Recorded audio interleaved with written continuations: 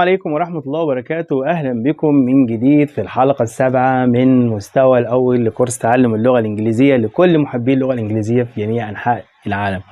أهلا بكم أبناء وبنات الطلاب في كل مكان، وبرضه اللي مش أبنائي نفس القصة تمام، محبي اللغة الإنجليزية زي ما قلت لكم. النهاردة الحلقة السابعة، حلقة من العيار الثقيل، حاجة حلوة خالص خالص خالص. تعال نشوف إيه هيحصل بعد. يلا بينا.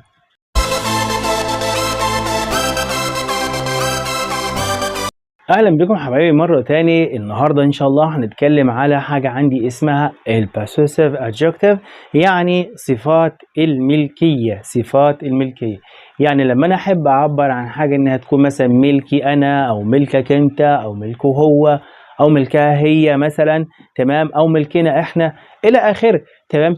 يعني طيب مثلا بقول ده بن، ده بن قلم، بن. طب القلم بتاع مين يا ترى؟ تمام، بتاعك ولا بتاعي ولا بتاع مين بالظبط؟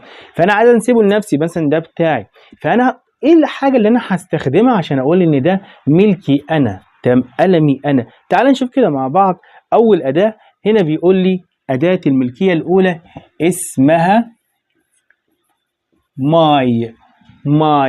ماي دي مالها يا سيدي؟ دي بتقول لي تدل على شيء ملكي انا، شيء ملكي انا. ماي يعني مثلا القلم ده لو عايز اقول قلمي هقول ماي بن، ماي بن، تمام. طب مثلا القطه بتاعتي مثلا اقول ايه؟ ماي كات، ماي كات، تمام. زي مثلا كده اهو، ماي كات قطتي، ماي كار سيارتي، ماي واي طريقي، تمام. يبقى اي حاجه عايز انسبها لنفسي انا مفرده مثلا، تمام، او ايا كان مفرده او جمع، تمام، هقول استخدم معاها صفه الملكيه ماي. ماي بن، ماي تشير، ماي بنطلون، ماي موتوسيكل، ماي واي، ماي هاوس، ماي هوم، ماي سكول، ماي فاذر، ماي ماذر، تمام. يبقى اي شيء ملكي خاص بي انا بستخدم له اداه الملكيه ماي. طب ايه الاداه الثانيه؟ ايه الاداه الثانيه يا سيدي؟ بيقول لي اسمها his. أداة الملكية his. طب يا ترى دي بتاعت مين؟ دي بيقول لي تدل على شيء ملكه هو، يعني حاجته هو، مش بتاعت أنا. مثلا عايز أقول بتاعت أحمد، بتاعت علي، تمام، بتاعته هو. مثلا لو أنا أقول مثلا كلمة القلم ده مثلا بتاعه هو، أقول إيه؟ his pen، his pen، تمام. his car مثلا، بص كده أهو، مثلا أهو his pen قلمه، his car سيارته، his house منزله، his book كتابه إلى آخره. يبقى أنا كلمة his بتدل على إن الشيء ده ملك الشخص اللي قدامي، تمام، ملك شخص عاقل مفرد مذكر، تمام، his. طب لو كانت مثلا مؤنث، تمام، يعني مثلا عايز أقول بتاعتها هي، قال لي بسيط، هتستخدم الأداة الثالثة، تمام، أو الصفة الثالثة اسمها her، تمام. يبقى انا عندي my وhis وادي her. دي بيقول لي تدل على شيء ملكها هي، تمام، حاجه بتاعتها هي. مثلا ممكن اقول ايه؟ مثلا his، زي ما خد اهو his cat، تمام، قطتها، تمام. على فكره هي نفسها بتساوي مثلا لو قلت she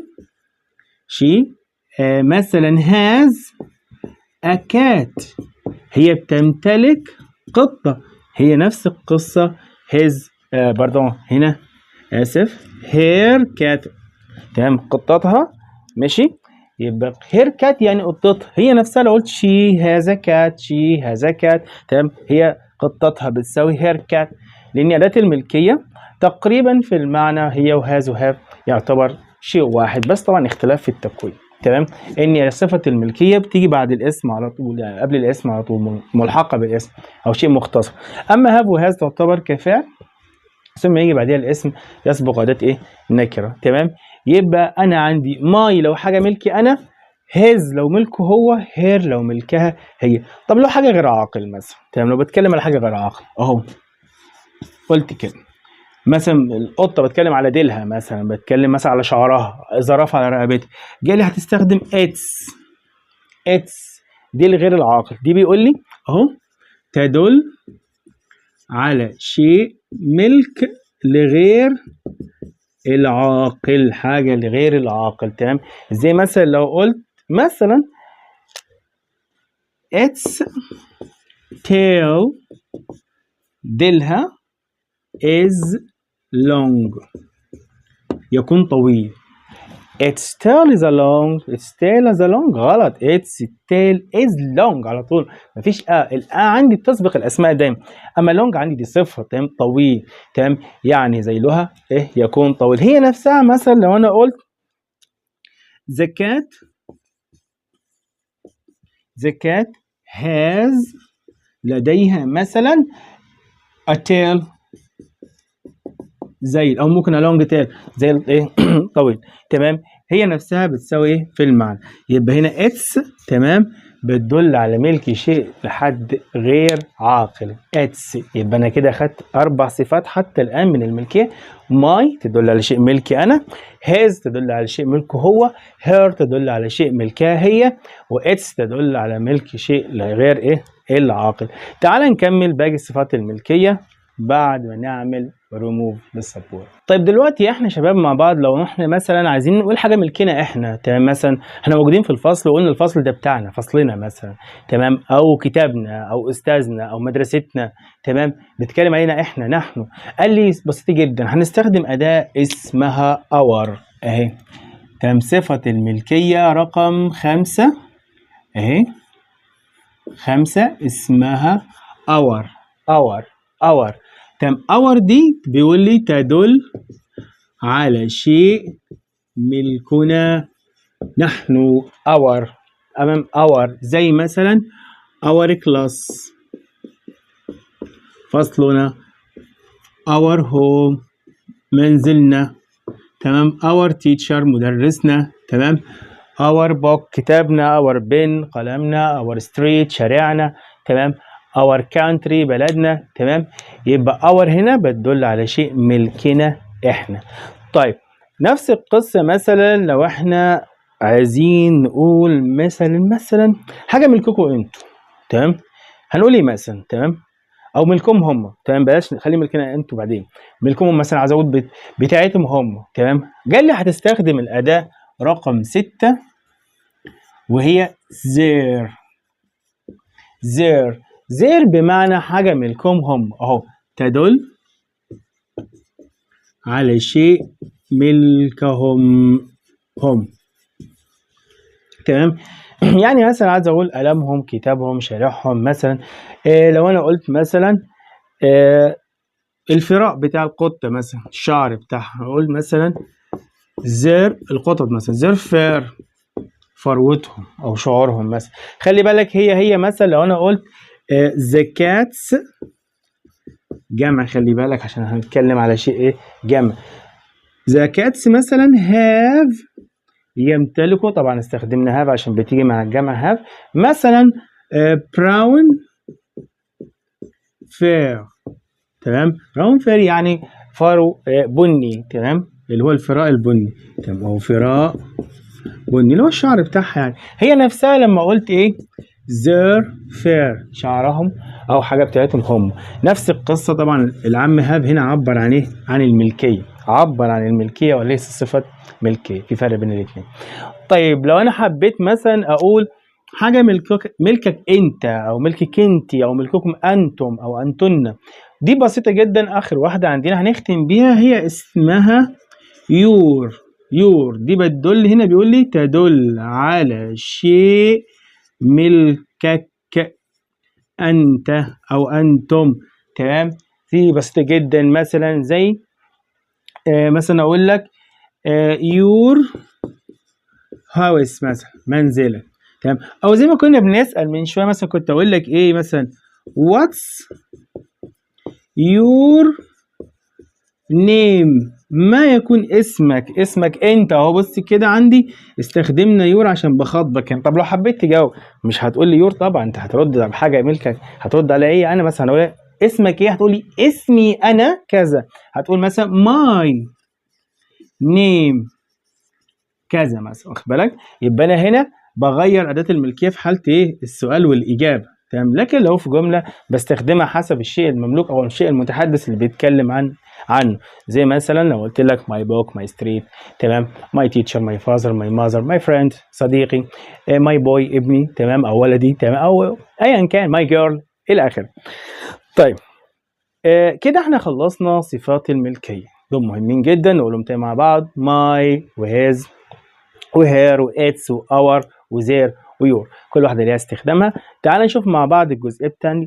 عندي مجموعه حلوه كده هنكملها مع بعض بعد ما نمسح السبوره. دلوقتي يا شباب طبعا حصيله الكلمات بتاعت كل مره لازم حصيله كلمات عشان نقدر نقوي اللغه عندنا. النهارده هنتكلم على البودي بارتس، عندي اللي هي اجزاء الجسم بودي بارتس، تمام. تعال نشوف مع بعض الورقه بتاعتك والقلم بتاعك واكتب معايا وسجل من اول حلقه، كل حاجه بنشرحها سجلها عشان خاطر ايه تثبت عندك في دماغك. تعال نتكلم اول شيء عندنا على اجزاء الجسم. اول كلمه عندي اسمها هيد. هيد راس، راس، هيد هيد هيد هيد. ممكن اقول هيد تيتشر، ايه راس المدرس يعني، ممكن اقصد اللي هو المدير، تمام. هيد تيتشر يعني القمه في المدرسين، اللي هو مثلا ايه القائد بتاعهم، اللي هو ايه المدير بتاعهم. هيد هيد، بس انا بتكلم هنا اقصد الراس في اجزاء الجسم. هيد هيد. عندي مثلا اي عين، ولو حطيت لها تبقى ايز عيون، تمام، اي، تمام. عندي اير اذن، اير اذن، اير اير اللي بتعمل منها ليسن استماع، تمام. طيب عندي برضو نوز انف، تمام، نوز انف. بعد الانف عندي ارم ذراع، ارم ذراع، ارم ارم، نوز نوز، اير اي. عندي هيد راس. عندي مثلا ماوث فم، ماوث ماوث. عندي ليج اللي هي رجل، تمام.